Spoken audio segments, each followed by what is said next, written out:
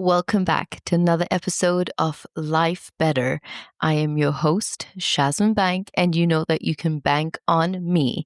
And this is part of the Love Better podcast. You know that every Monday we drop an episode on how to love better, and every Thursday is now the Q&A that is dedicated to answering all of your questions that come through on TikTok and all of your questions that come through on Instagram. And obviously, I answer as many as I can, guys. I love you. I'm loving the flow of conversation. I'm loving the connection, and I'm loving the community we're building. And most importantly, I want you to know that when you listen to this particular episode or these episodes every single Thursday, the point of them was so that you didn't feel alone in your questions. So you could feel that if I'm somebody that was too shy or I felt like I have too much shame to ask some of the questions I want, there are other people that are going through exactly what you're going through and they're asking these questions. And so in answering them, we get to life better and therefore we love better. And before I go ahead with the rest of the questions coming in, I want to read something really beautiful that my son sent me just now. And I thought, it actually brought me to tears, and I thought that whoever's listening to this would really touch them as well. So it's by Charlotte Freeman, and it's called Growing Through It. I hope you are learning to give yourself the credit you deserve. I hope that you are beginning to recognize just how strong you are for pulling yourself through each and every difficult time in your life. I hope you allow this realization to walk with you alongside any obstacles or roadblocks you might encounter along your journey. I hope you know how capable you are and that no matter how challenging a situation may seem, you have the courage to keep moving, to keep growing, and to keep healing. I hope you can look in the mirror and say, I am proud of you, and really mean it. And above all, I hope you realize just how incredible you are and just how much you deserve your own love. Beautiful by someone called Charlotte Freeman. I've never heard of her before, but my son sent me this beautiful TikTok earlier on, and it put me into like little tears with obviously some of the beautiful lifing that I'm going through at the moment as well. And I just thought, for anybody going through a really hard time, and if you're listening to this episode, I really want you to know that you are so seen. Your pain is so valid. And if you've ever just been in a space in your life where you have felt you've never deserved to be seen, or your tears never had room to make it outside of the shame of a bathroom wall or your pillow, I just want you to know that your tears belong in this incredible world. Your tears are a sign of life. They're a sign that there's a beautiful heart inside of you that is aching and feeling and yearning. And there's nothing more beautiful than knowing that you have the ability to feel emotion, even sometimes to the capacity that it feels it's overwhelming. I know that you rather sometimes be in a place in life where you are overcome with feelings and emotions, as opposed to sometimes being so extremely numb that you painfully need to cry and you can't. You painfully need to feel and you just simply cannot anymore because your body has shut down and your emotions have parked themselves so deep inside of you to protect you. But I feel that when we are hurting, when we are in pain, and when we are grieving, there's nothing more beautiful than knowing that all of that comes from your heart. It comes from the place that gives love. It comes from the place that always wanted to receive love. And it comes from a part of you that has never felt validated. And so this podcast and this episode is truly dedicated to you. It's dedicated to the person that cries silently and suffers silently. It's dedicated to the person that is in pain. And I want you to know something. Pain is inevitable. We can never be certain we won't get hurt, but suffering's always our choice. And I feel that it's only in going through that pain and finding the strength to go through that pain do we ever build the muscle to deal with the things that we have to. And it's okay when you cannot as well. It's okay when you have exhausted days because no one knows your story. Nobody knows your hurts and your ability to still have to get up every single day and show up to the entire world. Nobody knows what you go through better than you do. Nobody knows the exhaustion of having to put a smile on your face, to show up for the other people hurting around you, to have and make conversations you simply just do not want to. You are truly a hero, and we've just never crossed paths. You're my hero, and I've just never had a chance to meet you. And so I want you to know that you're seen, you're not alone, and I want you to sit back and maybe grab a beautiful cup of tea, and we can slowly start to get to know each other. And maybe with a little courage and a little faith, destiny awaits, and you will eventually come into my DM or my TikTok or send me an email, and we will slowly get to know each other. And if you are watching this on YouTube, thank you. If you're watching this on Spotify, thank you. And if you're listening to this on Apple or any other platform, I want to say thank you. We are 22 episodes into this podcast, and I'm feeling so alive to serve you. So I hope that this service is reaching all the right people. Now, question number one, and we got a couple of them. Question number one, and we got a couple of them, and I have a bit of a runny nose because I gave myself tears. But how to heal from a betrayal triggers inevitably as there is a child from that incident. So I'm going to assume that because you continue to write to me saying you are trying to make your long distance marriage work, I'm going to only assume from this that your partner cheated on you and there's a child, and now you are hurt, you are triggered, and there's nothing you can do to literally distance yourself from the other woman because there's a baby, there's a child involved. And that is really painful, first of all. I want to just commend the fact that you're still trying to work on your marriage in a long distance situation. And I want to first commend the fact that after writing to me to ask about how do I heal, you're also writing to ask how do I make this marriage work. And I want you to take a moment to breathe first because it's a pretty heavy situation. And I think sometimes when you wrote that you're also anxiously attached, we never pause to recognize as anxiously attached people when we get betrayed and when we get hurt, we can stop and take in the shock. We could stop to take in the pain. We can stop to feel the anger.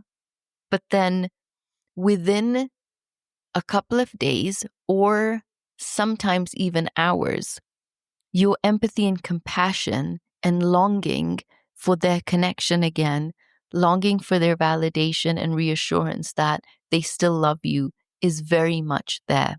And so we can sometimes be betrayed and then move straight away into how do I fix it? How do I make it work? How do I move past it? How do I get over it? And when you're dealing with betrayal, there's so many different layers to it. There's a phase one where the person that has betrayed you has to come to terms with a different part of you coming out, a different part of your anger, a different part or version of you that they never experienced and saw. They're used to somebody that they could take for granted, that did show up, that was always around. They sometimes cheated on the person. They created a story that you were also extremely busy, or you're not so present, or you've just had a baby, or you're caught up at work. Whatever story they came up with that allowed them to do what they needed to do, that story has now come to an end. And they now have to face and see what they've done. Culturally, sometimes we have partners that don't do that. Culturally, sometimes people cheat and you continue your life, and you understand in some tribes and some cultures that you learn it was nothing about you, and it's now about dealing with the fact that you just feel you've lost your face, you've lost your spot and standing in that tribe, in that culture, in that community. And you're building off that because you've always grown up with the mentality of someone would cheat on you. Or you could have a partner that turns around and expects you to move on because now you've caught them, they've apologized, you have your own family, they've told you they love you, they want to make it work, but the person not making it work now is your pain. Their inability to hold room, their inability for the compassion towards what has just happened to your world and to the relationship that's been completely shattered is not something they're willing to dive into and go into. And then we also have the other side of betrayal where you are hurt and you find out that your partner's cheated on you and they have to face it. And not only do they have to face the betrayal they've put you through, but they have to now face the consequences of how you see them. Their ability to have always said, I would never be that person, or to have prevented this, or to have shown this perfect persona, this put together woman or man, and that image that they managed to project out into the world has been shattered. And a lot of times people cannot face how you are seeing them through your eyes because now they are seeing themselves through your eyes as well. And it is heartbreaking for them to know that not only have they shattered your world and your image of that relationship, but they have shattered their image in your eyes. And so betrayal and cheating is such a heavy topic. But how are you going to deal with it is honestly to feel it and to have a lot of compassion. Now, I don't know what kind of a partner you have. I don't know if you're with somebody that expects you to move on. I don't know if you're with someone willing to go and get help. And I don't know if you're with someone that has the patience for your anger and your pain, for you to oscillate between wanting to forgive and move on, for your questions and the triggers that come in, such as the distance. Are they still doing it? Is they somebody else? The triggers every time they possibly are with you, that the phone beeps and you're wondering, is that somebody else? The triggers that are now also getting you to be a detective that you never thought you ever were, having you use technology in a way that you never thought was possible to track them and their phones and who they're talking to, and become the expert on their GPS locations and figure out all these things that you would have rather not be spending the time to do. And do they have the patience for that level of pain that you're going to go through? And I don't think that people crumble in one go. I think when you've been cheated on, I think you slowly crumble. And I feel that each time you crumble to your lowest, you either have a partner that's willing to catch you at each and every level and say that I got you and I'm sorry. And when your anger comes out at them, they are going to end up also getting angry back because remember, they don't want to be seen as this person that you're now seeing them as. And they don't want to break this Chinese wall in their mind of really accepting a version of themselves that they probably said they would have never been, Or they grew up watching their dad cheat on their mom and say, I would never be that guy. And now they're having to face that they are that guy. And in your anger, you're absolutely letting them know that their father's genes lay inside of them and that's who they've turned out to be. And do you have a partner that can go through that anger and recognize where your pain, you're provoking them and your anger is coming from? Or let's say you don't have a partner that's willing to emotionally hold you. Then it's a different scenario.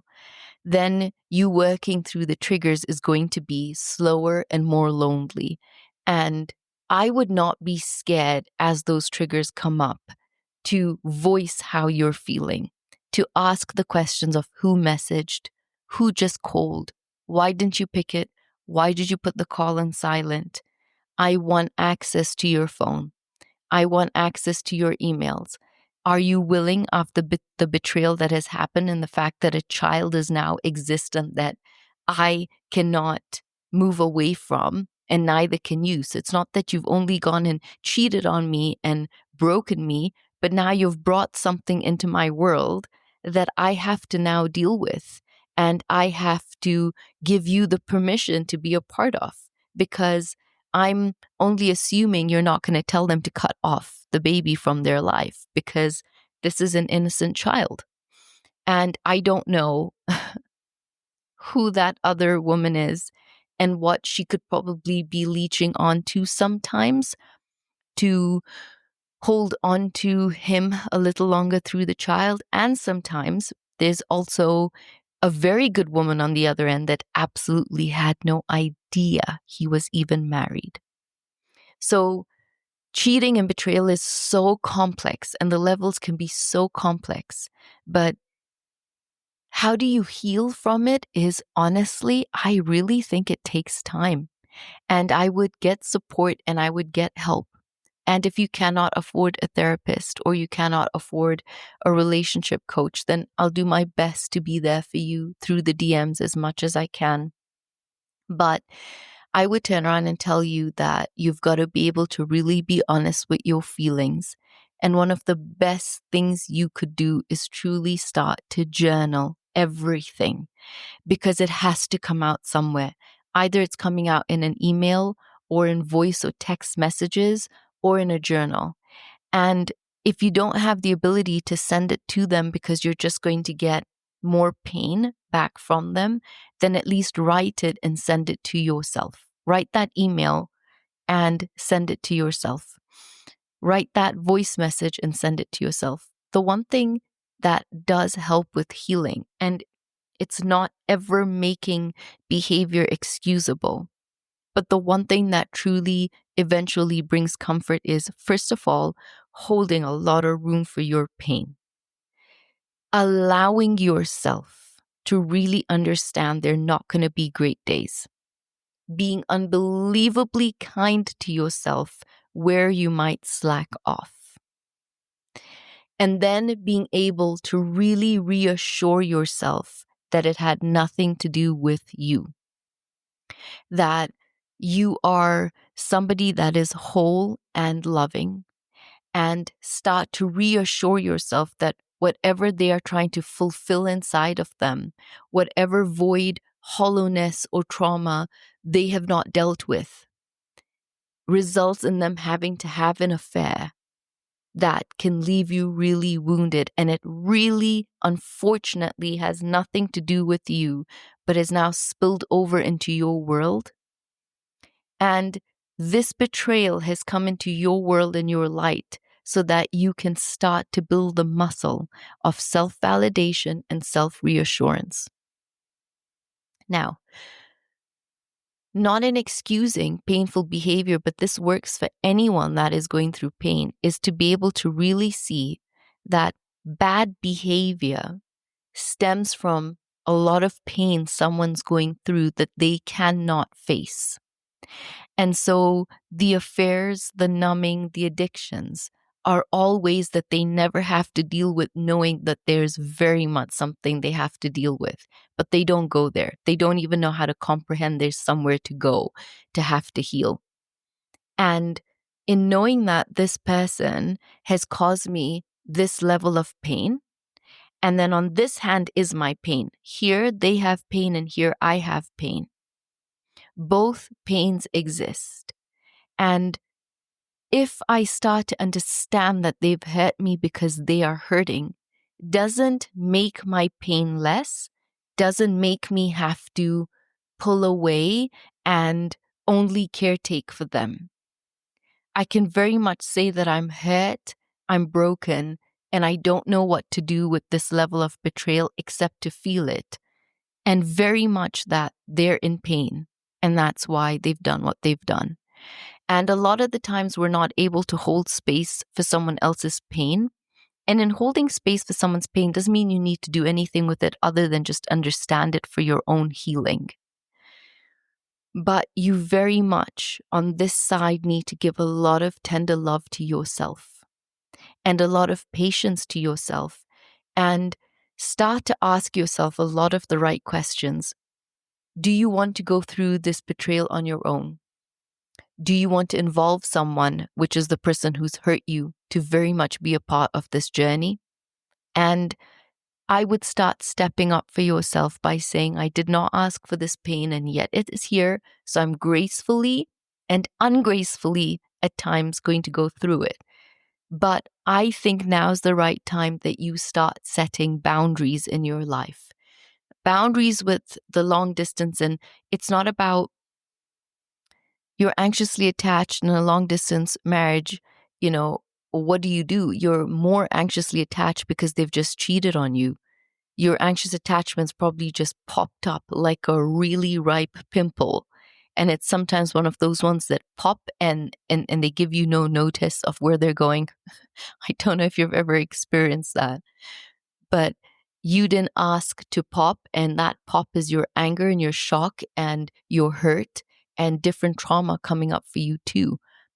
But this is a very good time for you to start getting more secure and healing the anxious attachment inside of you. And instead of wanting to hold on more to them, you start to be able to say, if you need space and you need to go and you're not going to address what you've done to me, we're not going to sit down and I get to ask all the questions I need to ask, then I'm going to put a boundary to how much also you come towards me and can take of me, because all this energy goes into healing me right now. And it is terrifying and scary because you already feel like you lost them to the betrayal. And it's brave to allow someone to walk away because you start to value yourself and set boundaries for yourself. And as your self-esteem grows, so does your ability to deal with the triggers, because then they can be doing things and it will no longer trigger that part of you, because there's a part of you that understands I cannot control what they're going to do. But if I'm going to stay in this relationship, I can control how I'm going to show up and how I'm going to be treated and what I'm going to allow myself to be treated as. Have they taken me for granted? Have they not? Have they thought that I'll never leave and I'm going nowhere because I'm fully dependent on them? What parts of this relationship need to be fully cracked open? And what parts of your eyes have stayed closed to this relationship that now need a deep opening? And so I would go out tomorrow and buy this journal and start to look back at my relationship. And I hope you have a partner that wants to work on this with you. And if they do, then you guys can truly work on something to either build it up from scratch up again, or you might end up working through sometimes, like I have with clients, worked to the point where they're both feeling so much better, but it's just no longer going to work. And so you can never guarantee where it will go, but the healing has to come forth. And in betrayal, you want the other person to know you're hurt. So I really hope that this person has room for you. And if they don't, your journal is going to stop being your best friend, or you can DM me anytime. The other question is, I'm 27, dated a married man for a year. He's everything I've ever wanted in a man. Should I stay? Now, here's the thing. When you've dated a married man and he's everything you've ever wanted, it's easy for him to be everything you've ever wanted. If you were to ask his wife, is he everything she wants right now? Her answer is probably going to be no. He's not the man she married. He's not the man she fell in love with.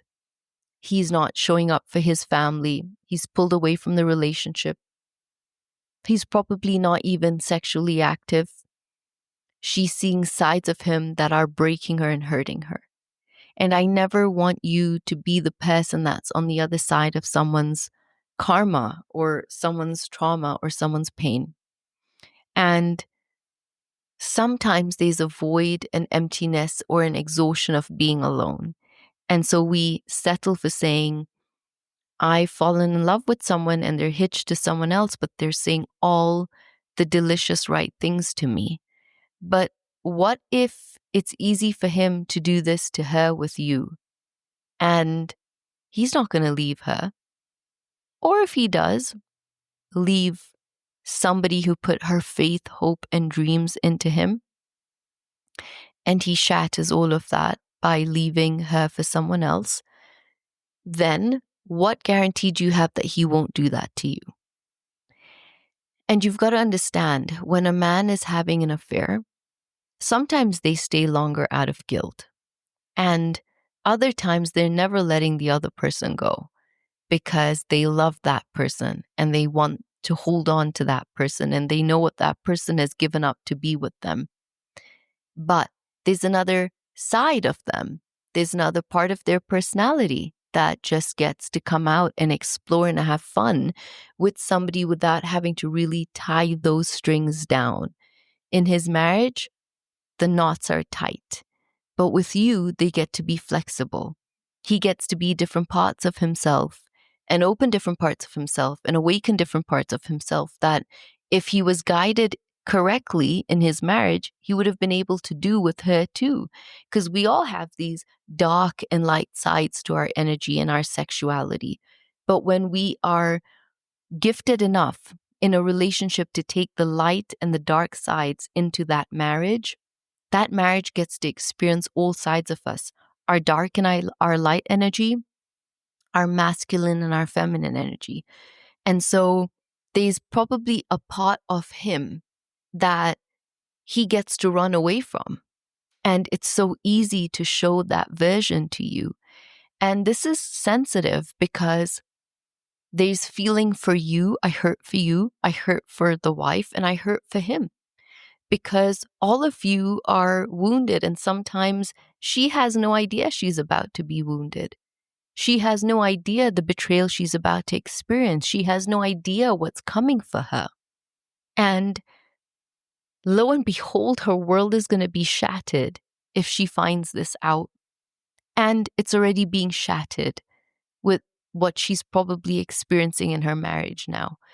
Because a lot of the times you're experiencing this beautiful, all-encompassing, easy side of him where he gets to be, according to your words, he's everything you've ever wanted in a man. And he gets to be that version with you. But what's the stories that he's told himself about his relationship now, that he's going into that marriage fighting, screaming, and confusing a wife, or sometimes in many cases I've dealt with clients also physically abusing them because of their anger and their guilt, especially when you have a wife that's still kind and loyal and loving. And no matter what you throw at them, they are still very much present and very much there for you.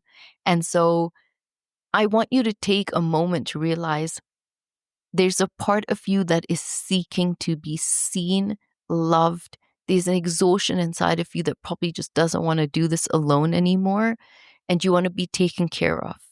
But who in your childhood was not fully present to love you? Who in your childhood's love did you crave so much? Was it your mom or your dad that loved you and made you feel so seen and cared for, and yet couldn't fully give you that love in the way that you needed it? And you have just replicated this man in your life. He is representing a core wound that you've not healed from your mom or your dad in your childhood, or whoever your caregiver was. And so your journey is to start looking at the core wound that you have inside that has felt that you are worthy of just this level of a love. And his healing would be to look at what parts of himself are so buried and so steeped in shame that this is the kind of place he comes to express and feel free. And then I hope for the wife or any women that are listening to this right now saying, or men saying, I was the other person that, found out my husband or wife was having an affair. And it's actually heartbreaking because on TikTok, I did post something about cheating, and I had a really amazing man write saying that 15 years of his marriage is gone, just like that. I had another man write to say his world is shattered and he just can't seem to reconcile how she would go for someone else like that and now doesn't even care or take care of the kids. And he's in a different country just trying to hold on to his children who are getting brainwashed not to even speak to him on the phone. This gets messy. And I don't want you to carry the karma of that energy. You deserve so much more. You don't deserve someone who shows up their best to you because it's convenient. Be married to him. See him in all his phases. See him when he's not brushed and woken up. See him when he loses money. See him when he's tired. See him when he has the runs after eating something bad. And that's why he won't leave his wife. She's seen all those sides to him. And he doesn't realize that he's so comfortable in that relationship and has opened up himself to her. But with you, it's the fun, easy, phase one romance stage to the affair. And these affairs can last years. But at some point, these men do choose their wives, or these women do choose their husbands. And when they don't, it's a very tiny percentage of relationships that thrive from being built on no foundation. So I really hope that you find somebody that sees you for who you are and wants to love you for who you are. And this is not an easy place to be, but I hope that you encourage him to be honest about what he's doing and let her get broken and shattered, but get a chance to make a decision about whether she wants to stay or not with him as well. So one person wrote in saying, will it ever get better? I feel so numb, sometimes especially after confrontation. So I'll give you some depth to this particular situation because my heart goes out to her completely. And sorry, I'll cut that out. My heart goes out to her because she's sorry. Whew, talk about keeping it real. She is going through a really hard time and she has young children and she's most certainly with someone that's narcissistic. So she's slowly learning how to move out of her anxious attachment and not get so triggered and not get involved in the confrontation that he needs to feed off from her. And she's so trapped in shame and she's so trapped in the pain that she cannot leave. So proud of her for taking up this job and for working and being brave enough to not sit at home and allow your self-esteem to grow in one part of your world because you really deserve it. But the context to her question is because she's with somebody that will control her and has controlled her young children to not like her. And he's having an affair. And she had her young daughter read a lot of these messages. And when the young daughter came to tell her, the young daughter was crying. And then she went to confront him and he physically was abusive. And let me tell you, there's nothing more painful for people who get slapped, punched, or hit, and the person doing that knows that they don't have enough money to leave, or the person doing that knows that they have control and will keep the children, and so you won't leave.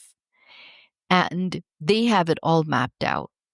So they get to have the mistress, they get to treat you really, really badly. And where are you going to go? Because sometimes your parents are old and you can't go back home because they can't take care of you, or culturally, you don't know how to tell your parents this is what's going on. Or sometimes culturally, you come from a background where they expect you to make it work. And sometimes you're just solo. You cannot go back home. What is home for you?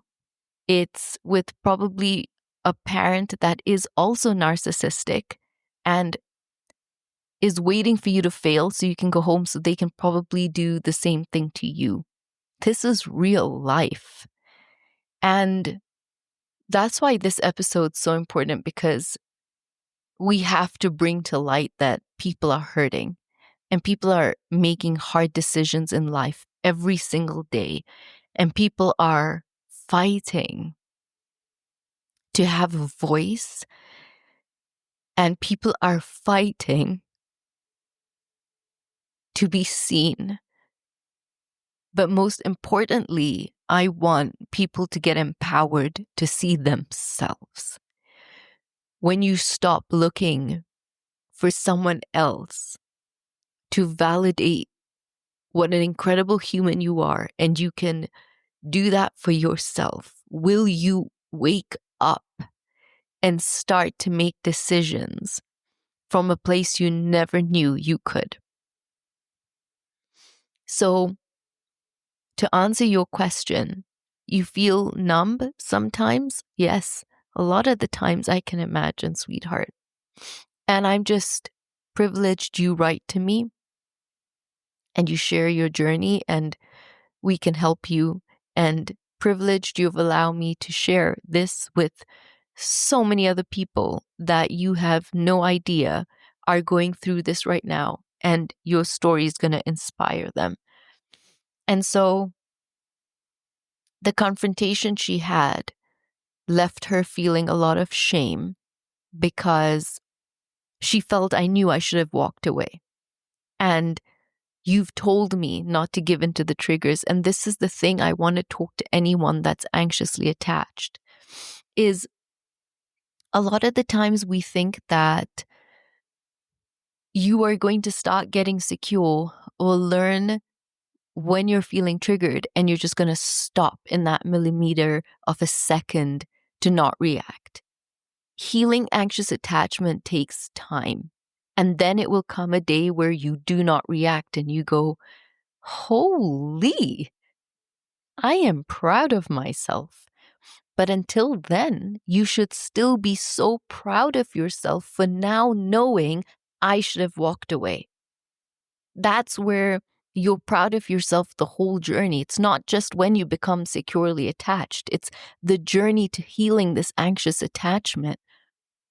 It's your ability to know that I lost my temper, I lost my cool, I said things I probably shouldn't have. I had to get this anger out because I'm looking for justice. I'm looking to just find the answers as to why. I'm looking to shake them to see that they love me and I'm valuable. I'm looking for them to tell me I'm worthy and try and understand why they would just keep me around. I'm looking to be like, do you care? Is there a sign of life inside of you because you feel lifeless? Because you've stopped caring about you? Because you've never fought for yourself? And this other person, especially narcissistic people, when they come into your world, it is the biggest whirlwind of a romance. And then when they are done, they are out and they dismiss you and devalue you, and you cannot believe what just happened to you. So it's about knowing that each time you reacted, you recognized you did, and then it's slowly building this muscle to breathe and notice what's going to trigger you. So now I notice that my daughter told me what she did reading all these messages between him and his mistress. And now where you get better is you start to think, if I go confront them and tell them how I feel, it's not going to make a difference. They are waiting for you to react. They are waiting for you to poke them. They're waiting for you to hit them. And so they can go and tell people, look at how crazy you are. And the worst part is you end up believing it and thinking it. And you live in shame and you think it's true. And now you're no longer focused on the fact that they're having an affair. Everyone's now focused on, why did you behave like that? Be calm. You shouldn't have done that. And you're sitting there in shame thinking, right, because adults and normal people shouldn't behave like this, right? Adults and normal people shouldn't ever experience such deep levels of betrayal. Adults and human beings shouldn't live with a man who won't sleep with you because he's got a mistress that he openly travels to go see and talk to. Nobody can imagine what it takes for you to even show up at work right now. No one can imagine what it takes for you to have to be around your children in this existing state. No one can imagine, as someone who's anxiously attached, how painful it is when you just have never learned how to see yourself, love yourself, nurture yourself, regulate yourself, and do things for yourself and feel whole and fulfilled because you've just fully always relied on someone else to do it for you because you grew up never gaining or being taught how to reassure yourself and regulate your own emotions. You grew up always needing reassurance and validation from everyone else outside of you. And now is the time you really reparent yourself. And does it ever get better when you gray rock them? When you stop giving in to what they want? When you start getting cleverer about their methods? When you start to notice that either they want you to be praising them or they want the confrontation from you, but either way, they want your attention. So you're either making them feel on top of the world, and if you're not, then they're coming for you. So it's about you getting clever about their moves. It's about you starting to bite your tongue and watch them. And let me tell you something, narcissists never want you to know that they have very low self-esteem because of how they project themselves. You are the only intimate person in their life that has access to powerful emotion, powerful information that they do not have a high self-esteem. They view themselves poorly and they think that they can do whatever they want because no one holds them accountable. And sometimes not holding them accountable is what scares them. Because when you hold them more accountable, it's how they get to justify and fight back more and point out how you're wrong. And when you just stop feeding their attention and you start to answer them with a noted, okay, that's good. And they come for you. They come to fight with you because, oh, now you're going to give me attitude. Wait and see what I'm going to do for you. They start to scare you. And when you just start to look at them and make a face and go, okay, and you still continue to walk away, even though your heart's beating and you don't know what reaction you can get out of them, that's how you slowly start to win. Because they will claw and claw and claw until they realize they cannot claw that out of you. And then guess who starts to suffer? The mistress. Because now they're not getting their feed from you. It's got to come out on somebody else. And I would slowly start to pull your children in by nurturing them, loving them, kissing them, and letting them know that they're safe and you see them and they are your world. So they might be confusion with how the triangulation's happening with dad telling them or making them feel something's wrong with you. And then children can feel. They can feel when they're loved. They can feel when they're wanted. And especially when someone fights for them and doesn't give in to the fear of father.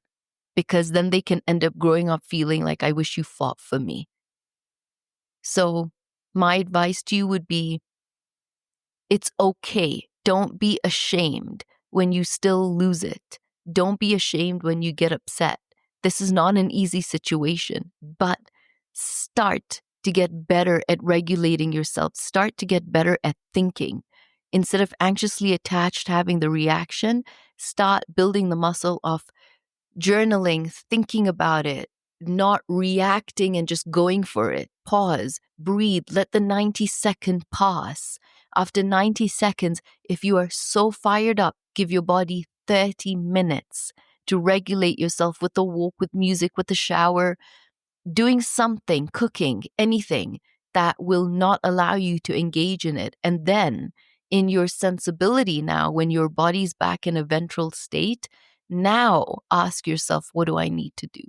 This is how you start to grow and train your nervous system that you're in charge of it. You've worked on yourself, but you still don't know how to interact on dating because you've been out of it for so long. I love that. And I think, honestly, I think you're in such a sweet place.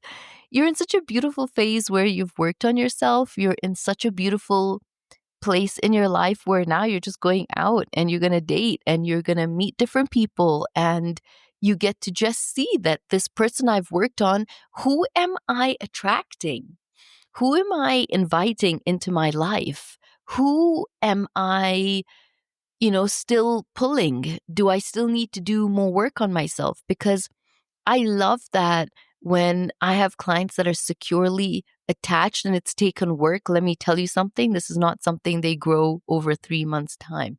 But now when they start to pull partners that are avoidantly attached, dismissive, or fearful, the minute they get dismissed the first time, they immediately go, not for me. Because it doesn't mean as you're healing and you do work on yourself, you won't attract different kinds of people. But it does mean that you notice it more, you get better at not wanting to engage in that level of, a relationship. But I would say that if you've really worked on yourself, enjoy this process. Enjoy putting yourself out there. I would not take rejection as something's wrong with you, or I would not take not meeting somebody immediately as fear of, am I going to be alone? Is the right person out there? Is there the one? Because there never really is the one. I love the concept of you coming whole, even though your whole is not fully healed, and then finding someone that's also whole and their whole is also not fully healed. But then when you come together, you both bring and enrich each other's lives in such beautiful ways. And so it's not about you being whole when you find somebody, and it's not about you being perfectly healed and whole before you go out into the dating world either. So you're in a really beautiful space, and I would go with the flow and enjoy it. I would ask my friends to hook me up with somebody.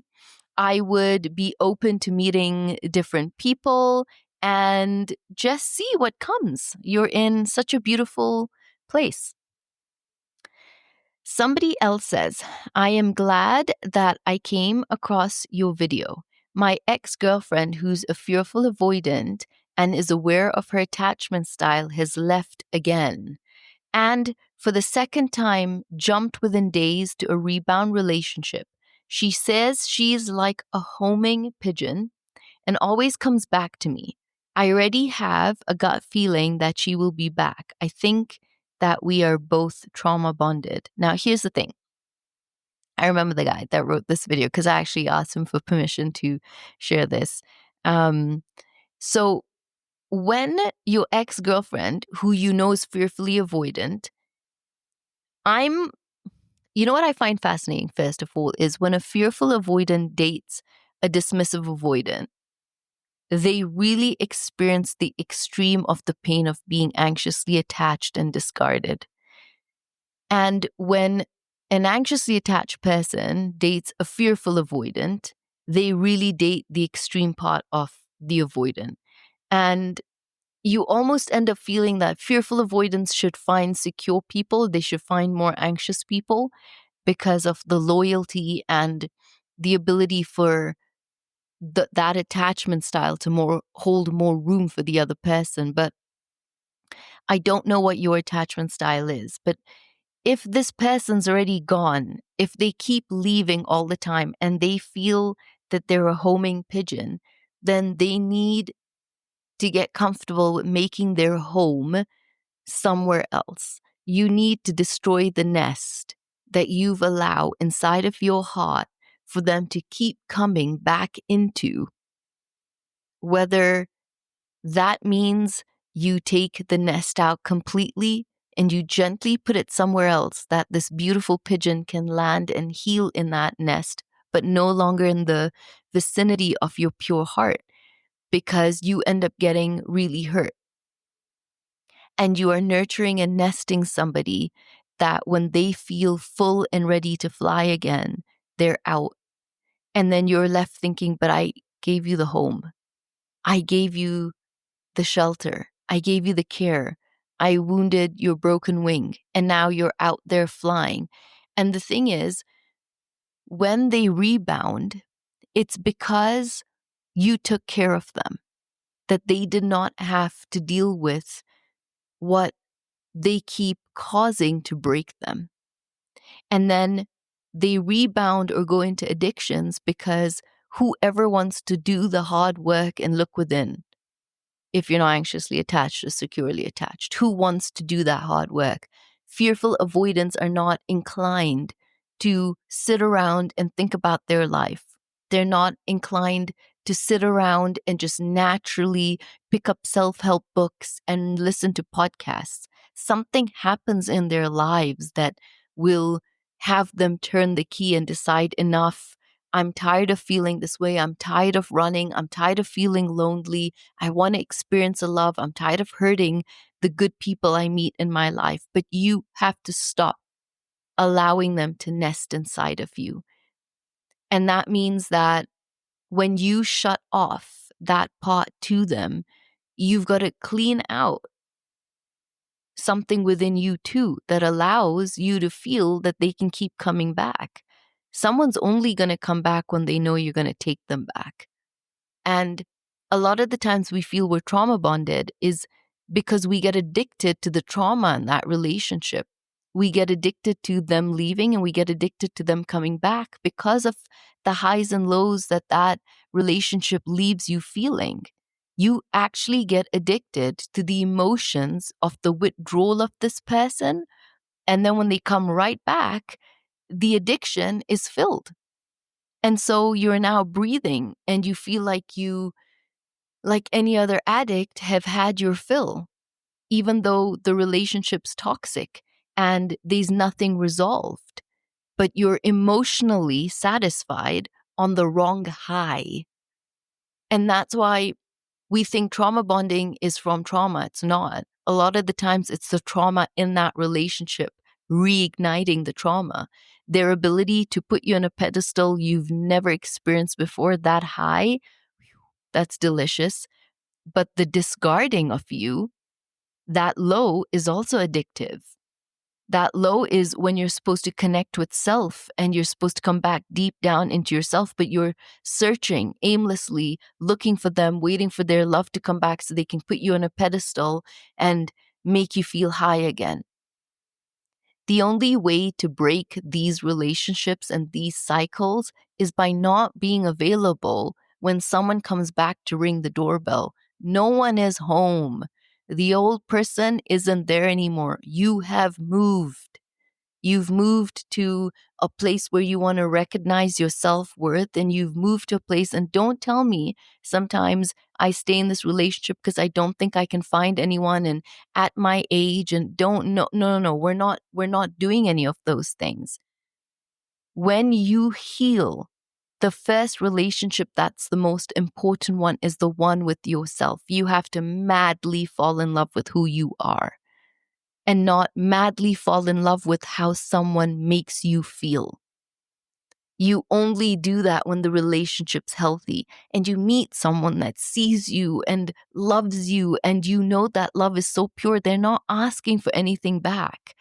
You're not counting on when they're going to take that love away.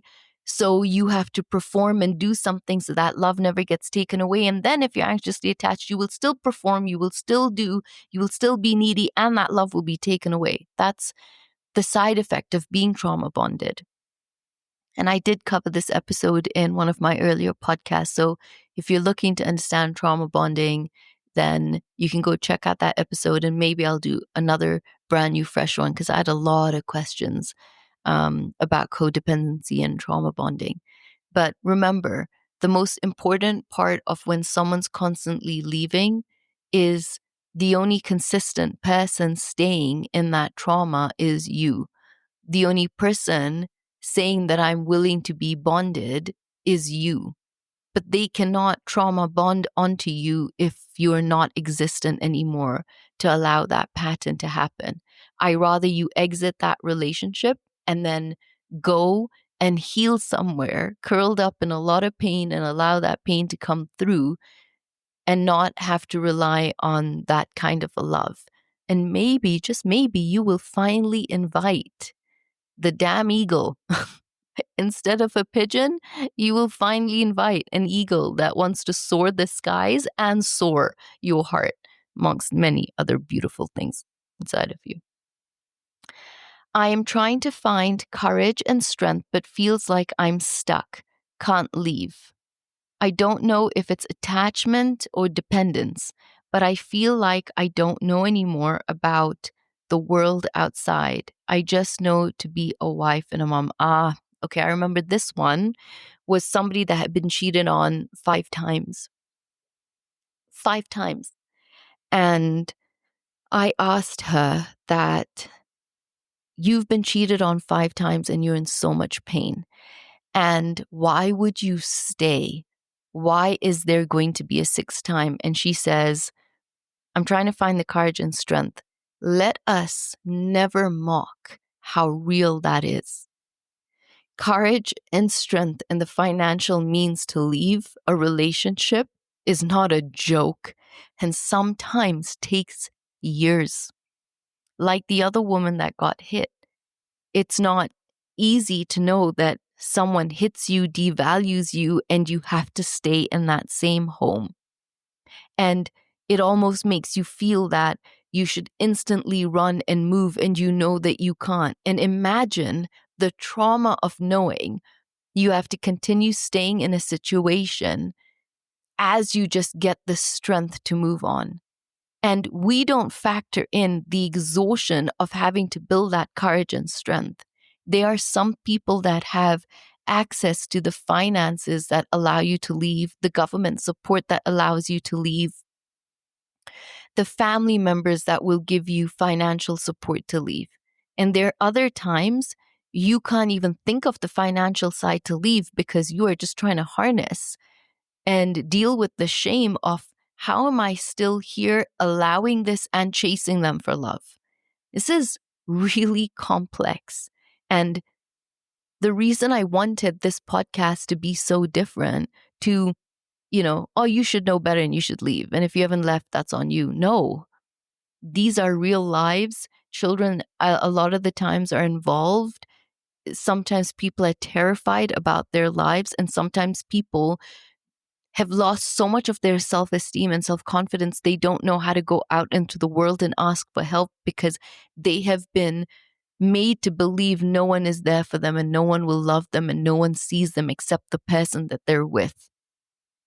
So you are trying to find the courage and the strength, and it feels like you're stuck. First of all, I commend you for trying to find the courage and the strength. Well done. And everyone else listening to this podcast commends you too. And then you are stuck and you can't leave. A lot of the times you think, is it dependence or attachment? A lot of the times it's uncertainty and fear. A lot of the times it's dependence on familiar. It's familiar to know you'll cry this way. It's familiar to know they will not love you. It's familiar to know they'll scream and shout. It's familiar to know you'll beg to have someone sleep with you and they will ridicule you or have you chase them and beg them for basic human needs in a marriage or a relationship. And it takes a lot before you ever even reach a place where you're able to garner the strength to walk out. And I had heard on Oprah a long time ago that it takes people 7 tries before they leave. What I can tell you though is a lot of the times you are so aware of the relationship being something you shouldn't be in.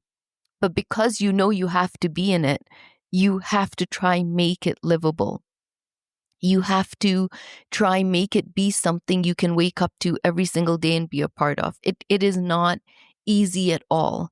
And so in a situation like this, you don't know anymore the world outside. I only wonder if they've cheated on you 5 times, how much of your world they have taken away, how much of the world outside you feel you cannot face.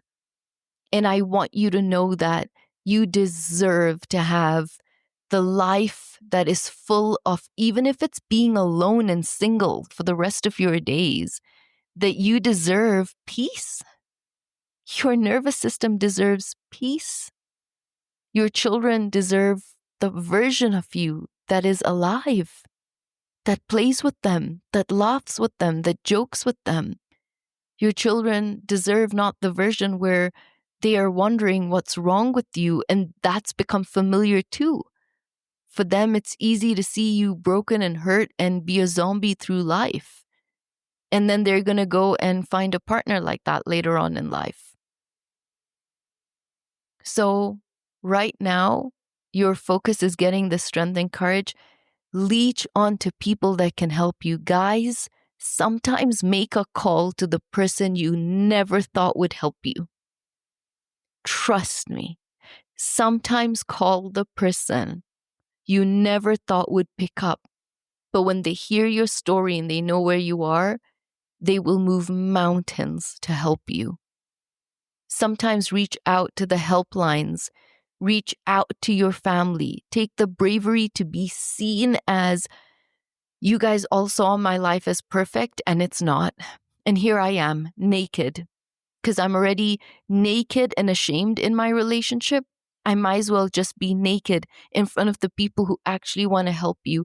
Nobody deserves to be cheated on 5 times, especially with someone who knows each time it has taken a brightness and a love and a laughter and a sparkle from your world. And the fact that you wrote to me on TikTok shows you are alive. There is something beautiful inside, and you are just calling for direction and help. And it is here.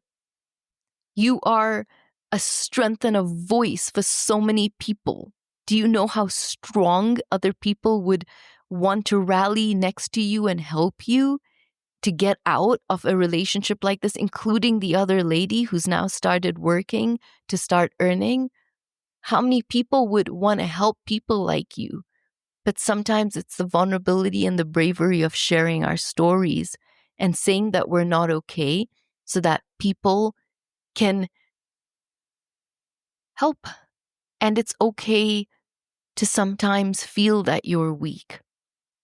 It's okay to be human, and it's okay to not know, and it's okay to feel lost. And I really believe in you. And if you are feeling sad and weak, and you're in a place where someone can do this to you multiple times, I would start telling you the first strength is just in noticing that you are still alive inside and there's a fight inside of you. Setting boundaries, telling them not to do this, sometimes that's too exhausting for some people. Sometimes some people are in fight mode and flight mode and they can do it. Sometimes people are truly in the dorsal state. They cannot move, they cannot function, they are exhausted, they are broken. But that doesn't mean there's no light inside of you. That doesn't mean there's a part of you that isn't alive and is willing to fight. And sometimes the fight is just knowing, I deserve better, I'm going to leave. And sometimes the small fight is in starting to do the little things for yourself that bring you love and light again. And you know what? Your children deserve the best version of you. And sometimes your children are the motivators for you to be able to get through this hard time. I am going to take the last question because we're already an hour in. But, right. So this question was dealing with the guilt of staying long. Years after seeing red flags, how do you deal with divorce from a combative narcissistic person? Kids, how do you stay strong yet you are breaking? Dealing with grief. You moved out physically with the kids, but there are many flying monkeys, including your own kids. Forgiving, yet this is me. Forgiving, yet this is me, if the hardest thing to do. So I guess forgiving is one of the hardest things to do. Again, my son somehow sent me this beautiful thing from TikTok, and this is what he said, okay? Forgiving. Sometimes you can go through the same situations over and over again until you finally decide you want to do things differently. Please don't punish yourself for taking your time to figure it all out. And be sure to forgive yourself for the mistakes you made while you were growing. I'm going to read that again, guys. Sometimes you can go through the same situations over and over again until you finally decide you want to do things differently. Please don't punish yourself for taking your time to figure it all out, and be sure to forgive yourself for the mistakes you made while you were growing. This just means that you were growing. When you saw the red flags, you were growing. And you need to be kinder and more graceful and more loving about that fact. You need to be proud about the fact you left now. And sometimes there's this deep remorse and pain about the fact that I've lost time. And I should have seen things, and had I seen things earlier, and you know what? We beat ourselves up so much, and the relationship has already done that. Sometimes the relationship has already beat us down so much we don't need to beat ourselves anymore. Forgive yourself for ignoring red flags because you believed in love.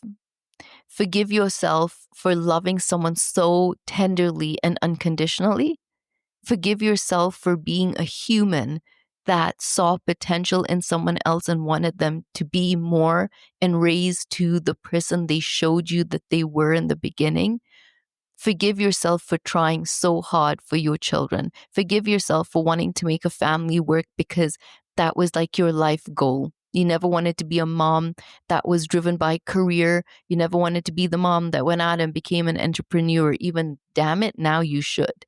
But forgive yourself for just wanting the picket fence and to be the mom that cooked and made food for your family and nursed your husband and took care of your kids. Forgive yourself for being the light in all of their lives.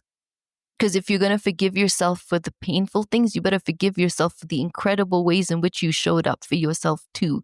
You better forgive yourself for being the woman no one could ever believe you are. You better forgive yourself for putting a smile on your face because I know you. You are the softest, most kindest, most sincere, most loving person. And everyone can rely on you. So forgive yourself for being wonderful while you ignored all these red flags. Like 7 billion of us on the planet. And right now you're dealing with a divorce with a narcissist, and this is just not easy. I would turn around and say one of the best people you can learn from, honestly, is Dr. Ramani. She talks about narcissism in so many different ways on YouTube, and she's the queen of narcissism. I don't know if she personally went through a really hard relationship and marriage herself, but she definitely, to me, comes across like the mother of narcissism. and wanting to protect people who have gone through it. So first, I would tell you what some of her videos, because she gives a lot of advice on how to handle situations, especially the depth of dealing with someone narcissistic and going through a divorce with them. Because remember, they've lost you. You don't understand how strong you are to have got away. To have left a narcissist, that is not a joke. Many people cannot walk away from that relationship. And the fact that you did, they are not going to just let you go like that. So what are they going to pry their claws into? The children. And unfortunately, they use the children. And it's exhausting because you just want to move on and never have to deal with them and never have to see them. Or if you do, just hope to be able to do it in a more less acrimonious way. But the more you show them that what they do hurts you, the more they do it. And that's why with a lot of the women I work with, I turn around and I tell them, be stoic gray rock in front of them. Then we cry in our sessions. Then we break down in the pillow. Then we take a bat to the journal and beat the crap out of that. But with the narcissist, the minute you show them the little tear, the little quiver of your lip, the little temper, they thrive on it. They want to know they can still trigger you and rile you up. And it fills them up because they don't realize that that's a pain inside of them from a lack of love they got in their childhood and not being seen. It's like they just stay the bully. And when there's no one left to bully, the bully has to go focus on someone else. So it's not easy when you have children, but I would start to really take grace out. Just hug yourself. Pat yourself on the back like my son tells me. I think about 3 weeks ago, I was telling him about something I was going through and I was feeling tired, exhausted, overwhelmed, a little burnt out. And he goes, Mom, I want you to lift your hand, lift your right hand. So if you're watching this, lift it with me. Lift your right hand. If you're listening to this, lift your right hand. And then he goes, I want you to lean it over and touch your left shoulder. And then I want you to pat yourself on the back. And I did it. I felt so ridiculous and silly doing it on the phone. But when I did it, I patted myself on the back. And honestly, you know what? I really reassured myself. And that's what you need to be doing right now. Reassure yourself, guys, that we are lifing and life is sometimes so hard. And we make it and we show up and we forgive the people that hurt us. And we are trying to bring empathy and compassion into situations when sometimes that empathy and compassion needs to be fully given to you first. You are such a giver that you just give. Sometimes it's okay to be able to say, I give me too. Because only when I fulfill and give myself and my heart can I overpour it back again into the universe and serve the right people. So right now, yes, you missed a lot of red flags. It's okay. So did 7 billion of us on the planet. Right now, you're in a tough relationship and you ended up picking up someone narcissistic. I don't think you realize how strong you are to have left. And if you're strong enough to have left a narcissist, you can get through this divorce. I'm telling you, with the right support, the right lawyer, the right strategy, the right boundaries put in place that they cannot break by the law, that's the support you need to hold on to your children and keep them at bay as well. So I want to say thank you so much for listening to this Q&A. And I just felt like this was a really heartwarming one. And I'm loving these. I'm loving that I feel, even though I don't meet you, that I connect with you if you're listening and I connect with you if you're watching. So I want to just say thank you so much. And please support me with just subscribing, whether it's on Apple or Spotify or YouTube. It means so much to me to help this channel grow and to just know that there are people out there that want more of this. And each time you subscribe, it also feeds me. It feeds the part of me that also needs reassurance. It feeds the human part of me that feels so validated that this work is being seen. So from one human being to another, I hope that you go into this weekend strong and weak. I hope you go into this weekend seen and loved by yourself. I hope you go into this weekend with grace and compassion for how you're just trying to keep your head afloat in some really tough situations. And if you're dealing with shame, then we all deal with it together because we're going to build a community.